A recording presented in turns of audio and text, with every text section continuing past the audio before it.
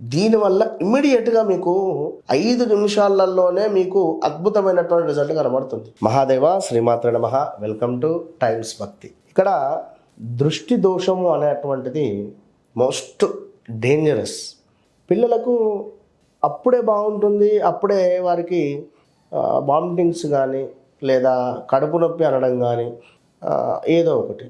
మనకు కూడా negative energy అనేటువంటి రాగానే ఏకదం ఒక్కసారి కళ్ళు తిరిగినట్టు అవ్వడం కానీ, కడుపులో ఒక్కసారి ఇట్లా పిసికేసినట్టు అవ్వడం కానీ, అదేవిధంగా కొంత బాడీ ఏదో షేక్ అయ్యేటువంటి పరిస్థితి, ఎవరో నెట్టినట్టు అవ్వడం కానీ, ఇలాంటి సిచ్యువేషన్స్ కొన్ని సందర్భాలలో ఎదురవుతాయి. తలనొప్పి అప్పటిదప్పుడే బాగుంటుంది, అప్పటిదప్పుడే తలనొప్పి ఉంటుంది. కొందరికి వామిటింగ్స్ కూడా అవుతాయి, వామిటింగ్ సెన్సేషన్ కూడా ఉంటుంది.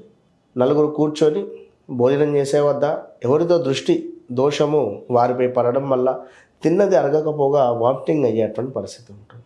అదేవిధంగా అసలు ఏం చేయాలి అనేటువంటిది అర్థం కాని పరిస్థితిలో, అరే ఏదో చేస్తాను అనుకున్నాను నేను, అసలు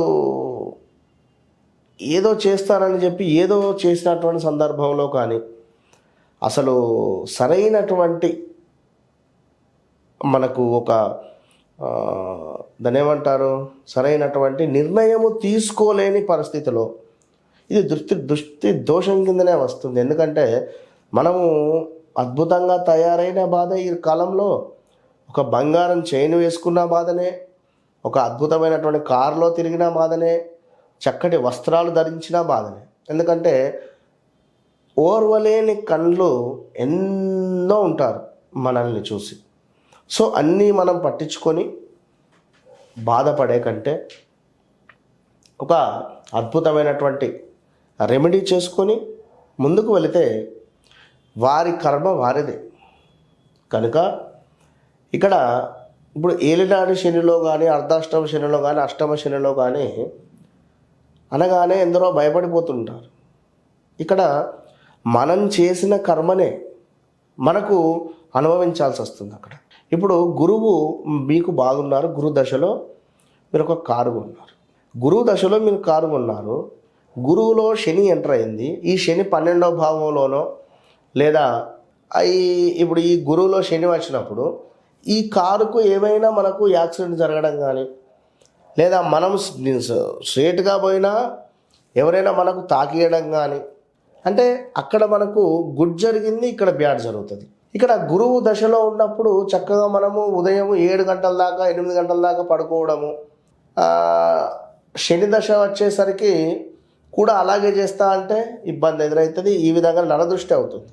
గురువులో మనము కొన్నటువంటి వస్తువులు ఏవైతే ఉన్నాయో శని మహర్దశలో కొంత మనకు దృష్టి దోషాలు ఉండే ఛాన్సెస్ ఉంటాయి. కనుక లవంగాలు అనేటువంటివి శనేశ్వరునికి సంబంధించినవి.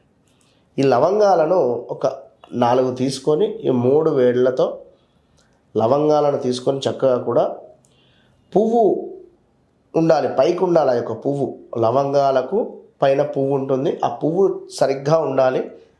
అలా ఉండేటువంటి లవంగాలను ఒక 4 తీసుకొని ఇక్కడ రబ్ చేయండి మీరు. ఎగ్జాక్ట్లీ 1 మినిట్ ఓం భం భైరవాయ నమః, ఓం భం భైరవాయ నమః, ఓం భం భైరవాయ నమః అని ఈ విధంగా రబ్ చేసి దీనిని ఒక మట్టి పాత్రలో వేసి ఒక పచ్చకర్పూరము లేదా ముద్ద కర్పూరం వేసి బర్న్ చేయండి. దాన్ని బర్న్ చేసి ఆ యొక్క యాష్ ఏదైతే ఉందో యాష్ను అది గాలిలోకి వదిలేసేయండి. గాలిలోకి అయినా వదిలేయండి, లేదా మనకు సింకులో అయినా వదిలేయండి, లేదా జనరల్గా బయట ఎవరు తొక్కని ప్రదేశంలో అయినా కూడా వేసేసేయండి. దీనివల్ల ఇమ్మీడియట్గా మీకు 5 నిమిషాలలోనే మీకు అద్భుతమైనటువంటి రిజల్ట్ కనబడుతుంది.